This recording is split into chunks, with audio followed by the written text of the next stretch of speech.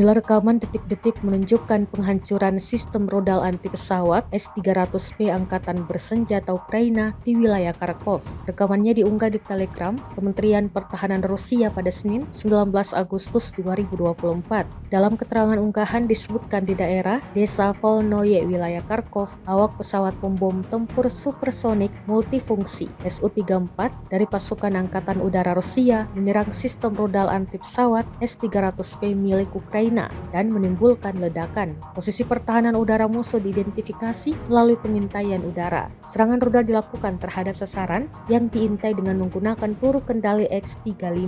Rekaman pemantauan objektif menunjukkan tembakan dan ledakan peluncur rudal pertahanan udara Ukraina. Setelah mendapat konfirmasi dari intelijen bahwa target yang teridentifikasi telah dihancurkan, peluru kembali dengan selamat ke lapangan terbang keberangkatan.